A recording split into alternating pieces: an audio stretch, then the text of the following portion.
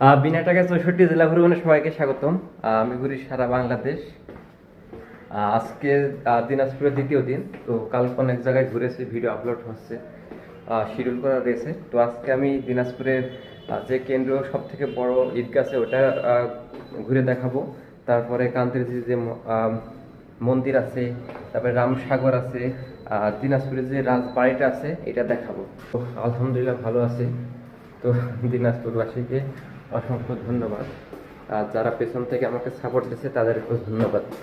বিশেষ করে নাসমান বিডি, নিজের গোলার মতো গল্প ফাউন্ডেশনের সদস্য এবং ঝিনেদা ট্যুর অ্যান্ড ট্রাভেলস। এই যে হোটেলের দাদু, কেমন আছেন? নাম কি আপনার? বাবুদুল। আচ্ছা, থাকেন তাহলে আপনাদের জেলা ঘুরে আসি। তো এই হচ্ছে দিনাজপুরের সকালের অবস্থা, খুবই যানজট অবস্থা। এখন আর কি দিনাজপুর যে রেল স্টেশন আছে ওখানে যাব, যে আর কি ভিডিও করব। আমি এখন দিনাজপুর যে রেল স্টেশন সেখানে চলে এসেছি। এই হচ্ছে স্টেশন। স্টেশনে সবাই আর কি দাঁড়ায় আছে যাত্রী নেওয়ার জন্য।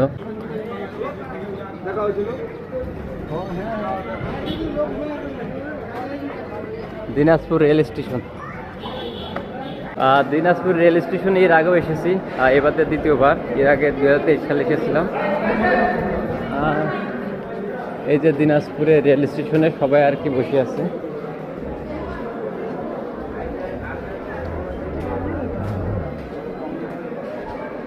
আমার সামনে আছে দিনাজপুরের রেল স্টেশনে সে ব্যানারটা, এখানে দিনাজপুর লেখা রয়েছে।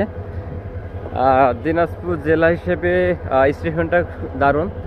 তো আমি এখন হাঁটতে হাঁটতে এখানে যে কেন্দ্রীয় যে শহীদ মিনারটা আছে, এরা দাবি করে যে বাংলাদেশের সব থেকে বড় ঈদগাহ এবং সব থেকে বড় জামাত অনুষ্ঠিত হয় আর কি, সেখানেই যাচ্ছি। ও আজকে রোদ আছে, কালকে তো শিলা বৃষ্টিতে আর কি সব ভেসে গিয়েছিল। বাসের ভিতর ছিলাম, বৃষ্টি শিলা পড়তেছে ঝমঝম করে। আর এই যে স্টেশনটা বেশ পরিষ্কার পরিচ্ছন্ন। ভাই রে ভাই, দিনাজপুর শহর যে এত জ্যাম, এত অটো রিক্সা, এত গাড়ি, বলার বাইরে। তো আমি হাঁটতে হাঁটতে আর কি সে বহুল পরীক্ষিত আর কি সব জায়গায় পরিচিত সেই ঈদগাহ মাঠে চলে এসেছি। আর এই হচ্ছে ঈদগাহ মাঠ। আর এই যে পিছনে দেখা যাচ্ছে সেই ঈদগাহ, এটা অনেক বড়। এটা কত যে জায়গা হবে সঠিক আমার জানা নাই। আর এদিকে দিনাজপুর আর্মি ক্যাম্প আছে, আর এদিকে যে শহীদ মিনার আছে, মানে একের ভিতরে সব আর কি। আর সব মিলিয়ে আর কি এখানে মাঠটা। আর এখানে সবাই প্র্যাকটিস করতেছে, খেলা করতেছে। আর এখানে সীমানাও দিয়ে আর এসে দেখছি। আর আর রে, আমি যে কারোর দিয়ে ছবি তুলবো কোনো ম্যান নাই। আমি এই জন্য একটা, আমার সাথে কি আছে নিজেও জানি না। পেছনে যে ঈদগাহটা আছে ভিতরে, মানে ঈদগাহটা আর কি এখন আর্মিদের, দিনাজপুর আর্মিদের আন্ডারে, তারা আর কি ঢুকতে দিচ্ছে না। আমি হনহনকে চলে যাচ্ছিলাম, তারপরে থামিয়ে দিয়ে বলো যে ভিতরে ঢোকা যাবে না। তো দূর থেকে একটু দেখাই আপনাদের, আর জুম করে যতটুকু সম্ভব। এখানে নাকি বাংলাদেশের সব থেকে বড় ঈদগাহ নামাজ হয়। এই যে দূর থেকে যতটুকু সম্ভব। ঈদগাহ তো কাছ থেকে দেখতে পারলাম না, এখন যাচ্ছি দিনাজপুরের রাজবাড়িটা আছে ওখানে। তো যে দেখি ওখানে আবার কি অবস্থা, ঢুকতে দেয় কিনা। এই যে অটোতে উঠেছি, আর এদিকে আর কি সব জ্যাম, প্রচুর জ্যাম, প্রচুর জ্যাম। ঠিক আছে, রাজবাড়ি যাবা? আর শহর থেকে দিনাজপুর যে রাজবাড়িটা আছে, এখানে আমি চলে এসেছি। এটা প্রায় আর কি বিলুপ্তর পথে। এটা হচ্ছে ভিতরে, আর এটা হচ্ছে গেট। গেটটা অনেক বড়, আর মাঝখানে একটা ফাঁকা জায়গা, এই পাশে ফাঁকা জায়গা, আর এটা হচ্ছে আর কি গেট। তো এই রাজবাড়ির ইতিহাস খুবই পুরনো। যখন জগদীশনাথ মৃত্যুবরণ করেন কলকাতায়, তিনি ছিলেন এই জমিদারের শেষ রাজা। আর সেখান থেকে আর কি এটা পরিত্যক্ত হয়ে আছে। আর তিনি মৃত্যুবরণ করেন হলো কলকাতাতে। রাজবাড়ি এসে আমি তো ভয় পেয়ে গেছি, এখানে 4-5টা কুকুর আমাকে আক্রমণ করেছে। আরে আল্লাহ, তো আমি এখন খালি পায়ে, আর এই যে এখান যে রাজবাটি, রাজবাড়ি না লিখে এদিকের ভাষায় আর কি রাজবাটিতে প্রবেশ করতেছি। তো এখানে কোনো টিকিট নাই, খুশি মনে যে যা দেয়। তো দেখি, আচ্ছা এটা হচ্ছে একটা মন্দির, কালিয়াজিও মন্দির। এখানে এই যে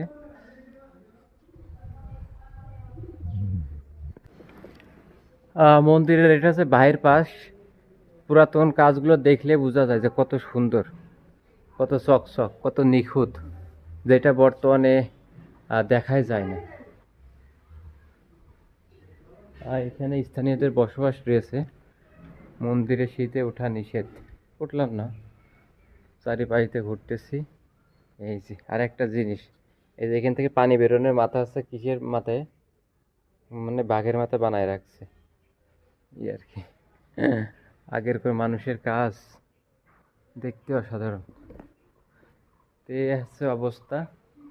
এখনো রামসাগর আছে, কান্তিজি মন্দির যেতে হবে। আর এখানে একটা জিনিস সমস্যা হচ্ছে যে প্রচুর ভাড়া, 1 কিলো হাফ কিলো ভাড়া নিচ্ছে 20 টাকা 30 টাকা, যেটা আমার জন্য অনেক, তো স্টেশন থেকে আর কি এই মন্দিরে আসলাম মাত্র কত 30 টাকা, অনেকে চাই 60 টাকা 50 টাকা। তো আমি অনেকগুলো আর কি দরাদাম করে দেখলাম যে কে কেমন। তো আর কি এখন এই যে এই গেট দিয়ে এলো বের হয়ে যাচ্ছি। তো আমার জায়গা থেকে যতটুকু সম্ভব দেখানোর চেষ্টা করতেছি, ওই জেলায় ওই স্থানে সব জায়গায় যে এখান থেকে বের হয়ে যাচ্ছি। আর সামনে আর একটা হলো আছে, আর এদিকে যে প্রাচীর সব ভাঙা, যে রাজবাড়ি। এই যে এই কুকুরগুলো আমাকে দেখে অনেক ডাকাডাকি করতেছে। তো এখানে বলতেছে যে আপনি হলো এখানে নতুন, এই জন্য আর কি। আমার ডিস্টার্ব করিস না কিন্তু, মাথা গরম হলে কিন্তু খায়ালামু। মোরে চিনো, মই ধুয়ে না ঝিনেদার পোলা। আর এই যে এটা হচ্ছে সেই আর কি পুরাতন বিল্ডিং। এই থাপড়িয়ে দাঁত লাল করে দেবো, চিনিস আমি কিডা, কিছু বলছি না মিলে যা।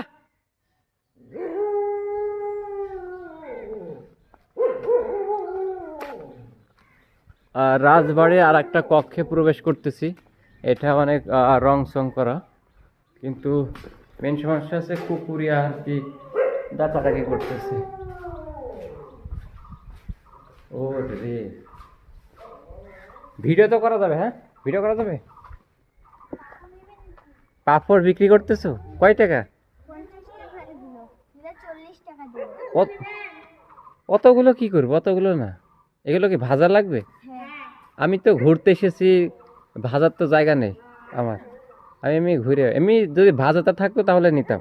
আচ্ছা ঠিক আছে, নাম কি? সঙ্গীতা। আচ্ছা, এখানে সঙ্গীতার সাথে দেখা, সে পাপড় বিক্রি করতেছে, কিন্তু আবার ভাজতে হবে, কিন্তু আমার তো ভাজার জায়গা নাই। এই যে প্রাচীন সেই দিনাজপুরের রাজবাড়ি, এর ভিতরে যাওয়া যাবে? মানুষ বসবাস করে, মানুষ বসবাস করে। ও আচ্ছা, এটা মন্দির। আচ্ছা, এটা এখন আর কি মন্দির বানায় রাখছে। আচ্ছা আচ্ছা, মন্দির। তো পেছনে দেখতেছেন মন্দির। তো মন্দির দেখা শেষ, এবার রামসাগর অথবা আর কি কান্তিজি যে মন্দিরটা আছে ওখানে যাওয়ার চেষ্টা করব। বাড়ি দেখা শেষ, কিন্তু এখানে কথা হচ্ছে তো কুকুরকে, কুকুর যদি অ্যাটাক করে তাহলে তো আমি শেষ। তো যাই হোক, পরে আর কি খোয়া মেরে তাড়িয়ে দিলাম। আর আর রাজবাড়ি থেকে বেরিয়ে চলে যাচ্ছি। এবার যাব কি, ভালো নাম क्या? क्या? अर्णब कर्णकार। अच्छा, मेरा नाम आलिमदार, मैं पाकिस्तान आएगा, पाकिस्तान में आएगा। अच्छा ठीक है, ধন্যবাদ ধন্যবাদ। এই যে গেট থেকে আর কি বেরিয়ে যাচ্ছি, দেখা হচ্ছে নতুন জায়গায়।